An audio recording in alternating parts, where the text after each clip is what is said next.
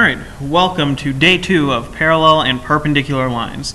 Today we're going to look at transversals across parallel lines and how we can use those angle pair relationships to solve equations. So, looking at the angle pair relationships from last time, if we have parallel lines, there are a couple of things that we know. For corresponding angles, they're going to be congruent. Same thing for alternate interior and alternate exterior angles. This means when you're setting up an equation using these three angle pair relationships, you will set the two angle measures equal to each other. For consecutive interior and same side exterior angles, these are going to be a little bit different. The angle pair relationship here is that the two angles will be supplementary. When you're setting up an equation with two supplementary angles, remember you want to add them together and set it equal to 180. So let's take a look at how we're going to apply this. Take a moment to look at example 1 and see if you can figure it out on your own. So the angle pair relationship here is that we have alternate exterior angles. See that they're on the outside of the parallel lines on opposite sides of the transversal. Because of this, we can set the two angles equal to each other. We get 115 equals x plus 5. From here, it's just algebra. Let's subtract 5 from both sides, and we get 110 equals x. Looking at example 2, we're told that the measure of angle 1 is 105 degrees, and we want to find the measures of angles 4, 5, and 8. Angles 1 and 4 aren't an angle pair relationship that we talked about on the last page, but it is something you should recognize. These two angles are going to be vertical angles, which means that they will be congruent, so the measure of angle 4 also has to be 105 degrees. 1 and 5 are going to be corresponding angles, which means that they too will be congruent, so the measure of angle 5 is 105 degrees. 1 and 8 are alternate exterior angles, which, if you remember from the last slide, you'll know will also be congruent.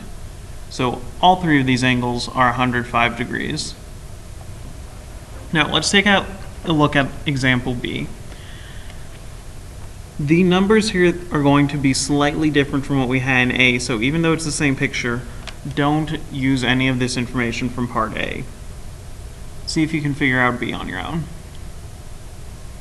Okay, so the relationship here is that these two angles are same side exterior. If you remember the last slide, these are going to be what?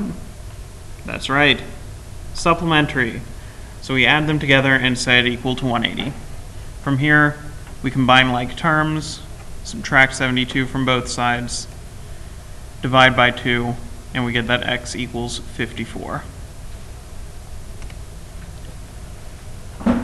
Try example 3 on your own.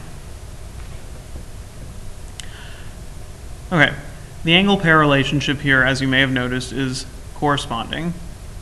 So because these are corresponding angles, they're going to be congruent, so we can set their measures equal to one another. 3x plus 5 equals 65. Subtract 5 from both sides and you get 3x equals 60. Finally, we divide by 3 and get that x equals 20. For example 4, once again we have corresponding angles. What do we think will happen here? Oh right, we set them equal to each other. Add 30 to both sides and we get that 165 equals x. For example 5, we have a different angle pair relationship. I want you to try to do that on your own. Your teacher will go over it with you in class. Alright, example 6. Now we have pictures of marked angles with two lines that are cut by a transversal. We need to figure out if we have enough information to say that the lines are parallel. Now, if we look at example A, these two have a relationship of being same side exterior angles. Same side exterior angles we know should be supplementary, but these are marked as congruent. Unless they're 90 degrees, we cannot say that these two angles are going to, or that these two lines are going to be parallel. For B, the relationship that we have here is that these are corresponding angles. Corresponding angles, as we know, will be congruent for parallel lines, and therefore we can say yes, these two lines are parallel. Try C and D on your own. Your teacher will go over them in class. Finally, example 7, your teacher will also go over in class, though based on what we've talked about so far, you should be able to solve these on your own. Make sure you have at least attempted all of these problems before you go in. Have a great day.